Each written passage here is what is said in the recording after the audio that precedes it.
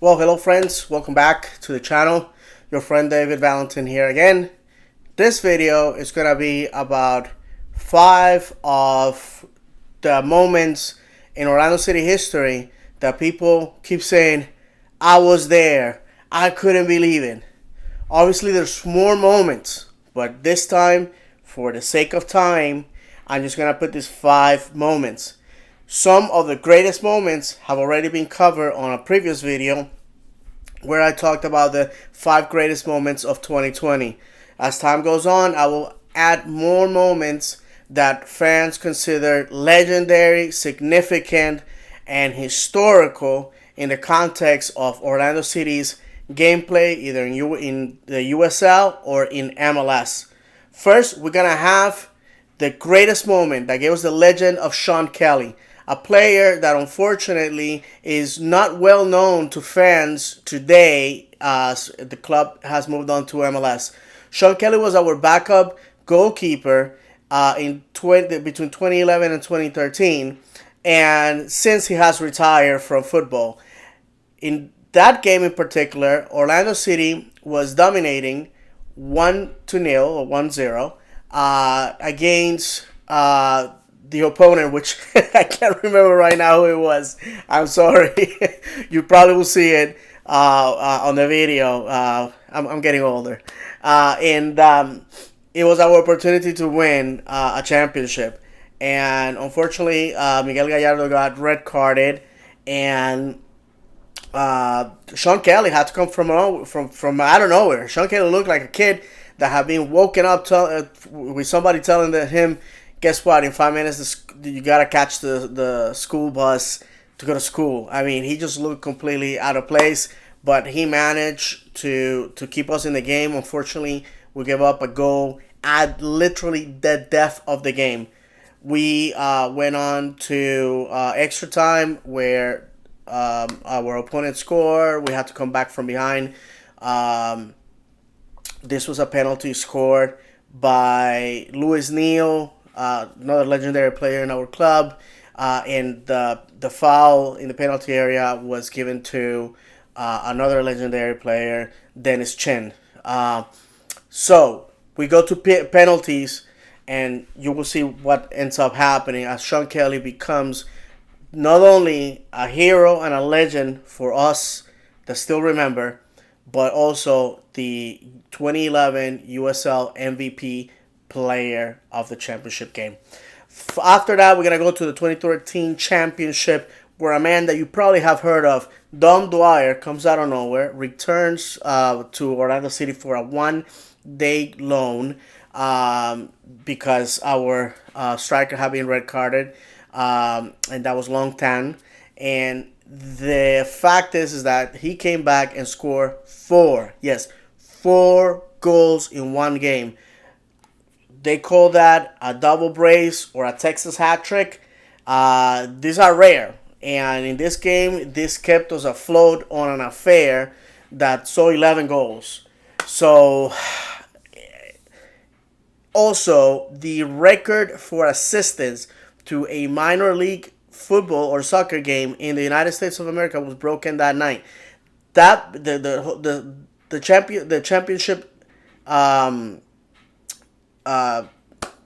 the championship attendance record was established by Orlando City in 2011. Now, since that record has been shattered by Louisville and a bunch of other different teams in the USL, but it was an impressive moment, one that I wasn't at. Unfortunately, I had to work and I was traveling and I came back too late to go to the game, but I watched it on YouTube. Then after that, we're gonna go to the 2015 home opener, our debut in MLS. Unfortunately, I couldn't get tickets for that game. 63,000 in attendance, and while the goal itself is not as impressive, but the significance of it, Kaká scoring the first goal in MLS. We were at the death. We were one man down. It was our first game against opponent that was an expansion team that had been given all the flowers, all the accolades, all the blessings. We were just there, and we managed to squeeze a point. To me, that's the significance of the goal. While technically, footballistically speaking, it's not the greatest. Then we're gonna go to the 2016 home opener against RSL, where Orlando City comes back from behind, scoring 2 goals within 90 seconds. Embarrassed to say that I left right before these 2 goals happened, because who would have thought, as the game had gone by, that this was gonna happen? First goal of the game was called offside when it wasn't by. This was by Kyle Aaron, and that could have changed the dynamic of the game. Then after that, RSL goes down to 10 men, and we foolishly give up a foul. This was by a player right now. I can't remember. I'm so sorry. I should prepare for this videos, right? I should do that. Maybe next time. One of our players, Darwin Seren. Darwin Seren foolishly gets mad at one of the RSL players and elbows him like in front of the ref, and he's out. So now we're down to 10 men. And then obviously RSL score another goal, and we thought 2-0, 2-0. This is over. But Orlando City showed never say never, and they tie that game in front of another 63,000 crowd. And lastly, one of the games that to me was the most ridiculous red card in our history as a club. But then again, it's one of the worst referees in MLS right now, and one that is banned from refereeing Orlando City games. The only ref in the league that cannot ref a game where Orlando City is one of the teams on the pitch. And this is Ted Uncle. Ted Uncle has proven that he cannot be impartial. Ted Uncle has a thing against Orlando City. Ted Uncle had given 2 red cards previously to this game. And if you see this play, you will have to agree. Now, if things were not bad enough for Orlando City that was toe-to-toe with Chicago at home in front of a full house, the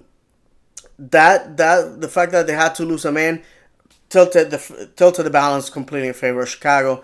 Then after that, if things couldn't get worse, Antonio Nocerino gets sent off, and now we're now down to 9 men. And with 9 men, we battle to get a 0-0 draw, which anybody will say, oh, well, that's nothing happened. It was an assault for basically 15 minutes where Orlando City had to fight for their life.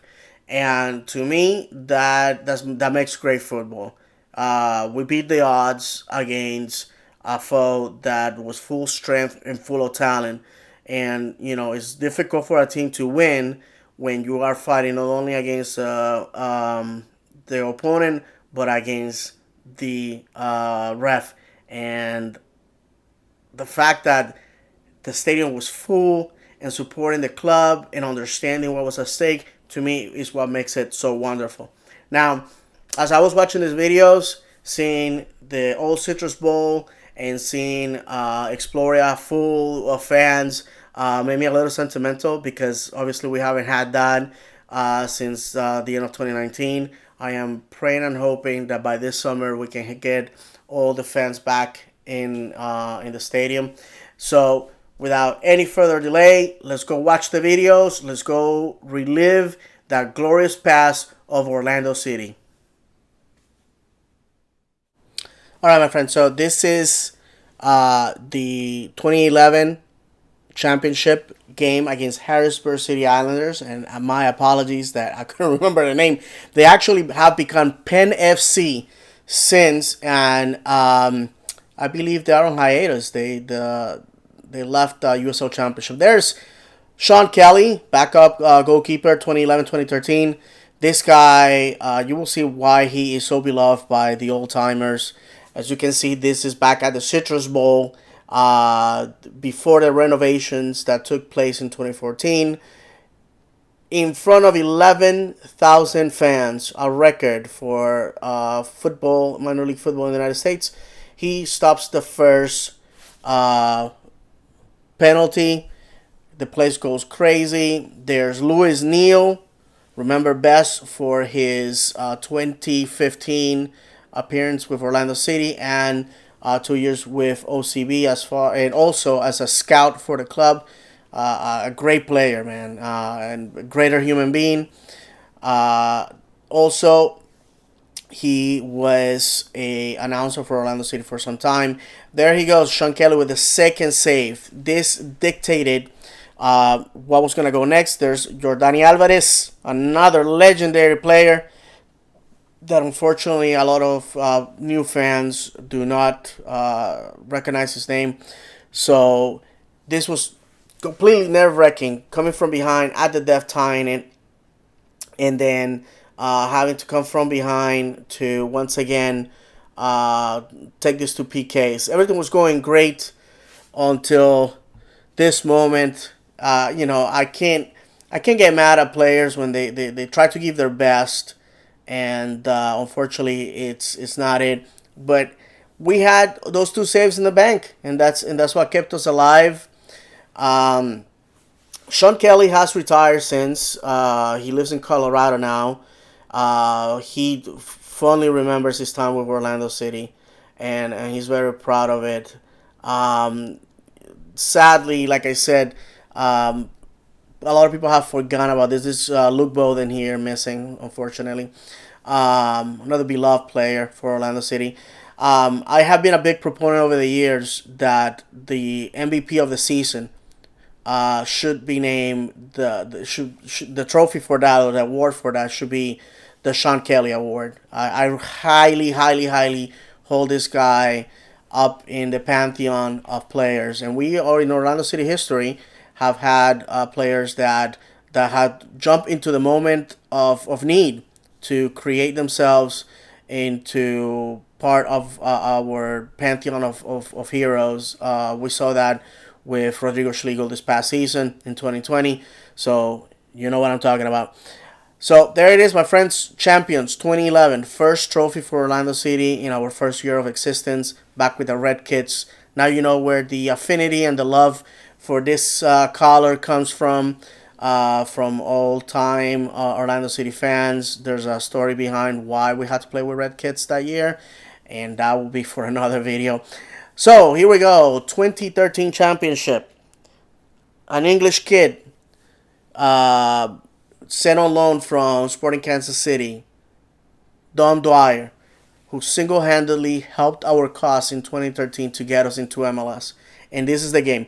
21,000 fans at the Old Citrus Bowl, and things did not started so great because the Charlotte Eagles went and got ahead on the scoreboard.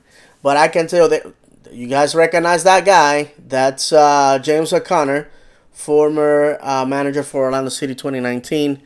Guy that wrote his name in history in the USL as a player and as a manager with Louisville City. But there's Dom Dwyer out of nowhere, equalizing. We felt at the moment that this was going to be just another game where Orlando City was going to get on top. But little did we know that the score line will have to go deep, deep, deep for us to do that. And again, Dom Dwyer, Mr. Clutch, getting the team ahead. But Charlotte was not going to be told that that was it. They were going to fight, and they were going to fight good. And let me tell you something. Had it not been for Dom Dwyer, I think this game would have gone the way of Charlotte, because they came with a lot of talent and a lot of hunger to go ahead and take that championship home. Unfortunately for the Charlotte Eagles, they have fallen into obscurity.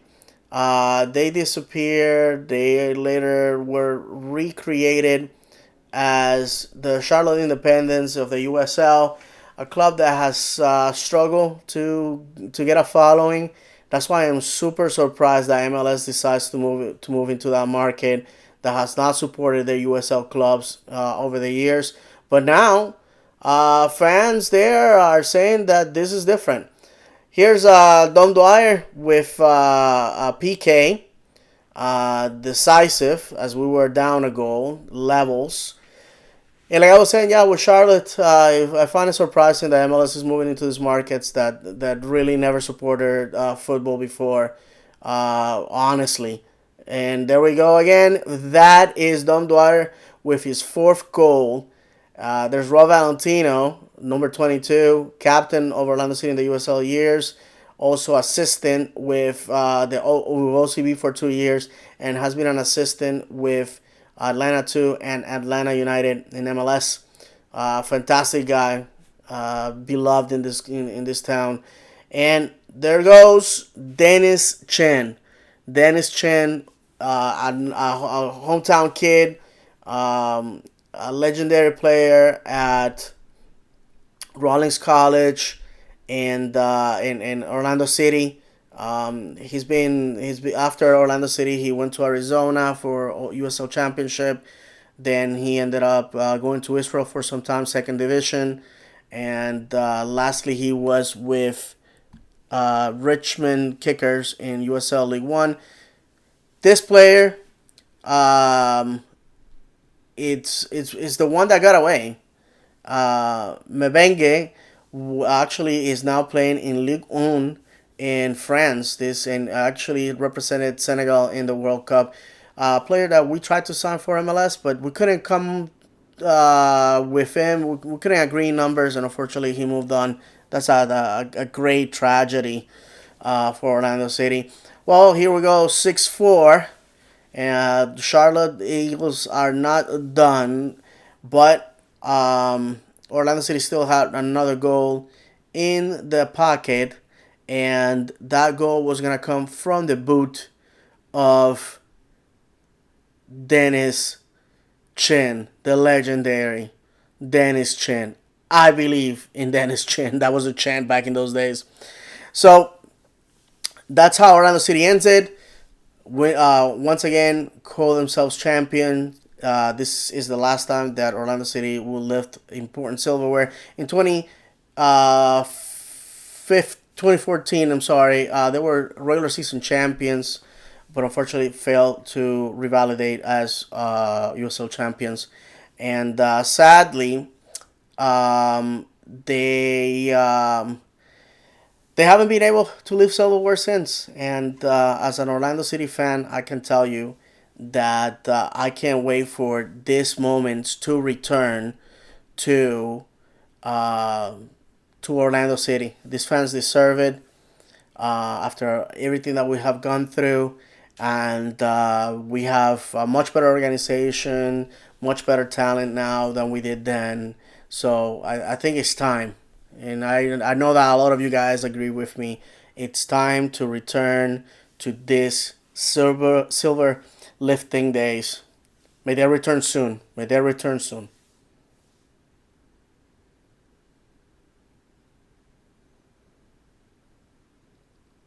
Okay, so now we're gonna be moving on to the um, MLS era. This, as you guys remember, this was the inaugural game. Aurelian Collin gets a red card, which sends Orlando City fans, 63,000 of them, into a frenzy.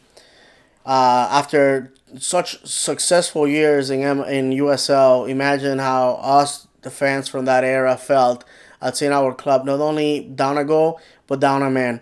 But Kaká, Mr. Clutch, Ballon d'Or winner, winner of every trophy there is to win in football, in world football, delivers probably one of the most impressive um, free kicks. Not because of the quality of the kick itself, but the pressure, the amount of pressure. That's what defines great players from just regular players. Players that are not afraid to be protagonists. Players that are not afraid to say, "Give me the ball, I'll make it happen." And that's exactly what he did. Orlando City gets the point against New York City. That let's be honest, MLS and everybody, the press, everybody was there to see New York City, and lo and behold, Orlando was just a background player. Here is one of the most impressive feats Orlando City ever had. The game is ending, as you can see. we get that consolation goal. I felt okay. Well, at least we score. We were expecting 2016 to be a better season, and unfortunately, we're gonna start with a defeat, and that sucks. But we were not gonna be let down, as the legendary, the guy that everybody has in their pantheon of heroes, Adrian Winter, excuse me, the Swiss, score the beautiful goal at the death, sending 63,000 to their feet. This was incredible, and a moment to remember. Now we're gonna go to a game that had no goals. This is Orlando City against Chicago, June 2017. And this was a game, like I said, with Ted Uncle as referee. Ted Uncle is an imbecile in my book. Somebody that, for whatever reason, he has something against Orlando, because his decisions are incredibly, incredibly one-sided when Orlando City is facing another team. Here, you're gonna see how the game starts. It's a packed house. Orlando City is fighting to remain in a playoff contention, and this game saw Orlando with a lot of good chances. Defensively, fantastic. Orlando City very aggressive. There's Carlos Rivas putting a ball on frame, which is a rarity. I invite everybody to go and watch this because it doesn't happen every day. And here's what sets up the tone of this game. On a 50-50 ball, Rafa Ramos, who just came back from suspension, gets a straight red card. I could not believe this when I saw this. I'm sorry, that's not a red card. It was accidental. He does not know where the other player is. But, red card. So this sets the tone now. Chicago ruthlessly attack our goal, having that man advantage. And this game was all Chicago fire from now on, with speedy attackers and crafty midfielders. The Orlando City, all they could do was just brace on, park the bus, park the fortress, basically, trying to get a point, because guess what? That send-off completely crippled this team for the rest of the game. And if things going to get worse, there we go. On a red card that you could not argue, this was a dumb decision, but it was accidental. But guess what? Straight red card, because things cannot get worse. Because Ted Uncle evidently does not believe in yellow cards. So that's it. And if you go back to this game, he rarely pulled cards for anything that Chicago did. But these fans, after this injustice, they pulled through. They supported the club. They chanted. They went buck wild supporting the club, which tells you, in my opinion, what makes a fan base that doesn't know football versus one that does. Anybody can chant and cheer for a team scoring goals, but for a team going down to 9 men, fighting it off like this, and for fans to be on their seat cheering them on and to feel like they have left with something, is, to me, it was a fantastic night. All right, my friends, thank you for watching. I hope you enjoyed the videos or the video, and you enjoyed reliving all those moments. I can be found on Twitter at Florida_man76, in Instagram at 407rootboy. Reminding everybody, if you are looking for Spanish content for Orlando City, I produce a Spanish language podcast, Tiro de Esquina, found on any application where you consume podcasts. I do this with my friend Kenneth Ortiz. And as of right now, waiting for April to see our boys back in purple, back on that green pitch, kicking the ball. So with nothing else to say, Thank you again. Please like, subscribe, and share. My purpose for this channel is to have as many Orlando City fans as possible sharing this content. Vamos, Orlando!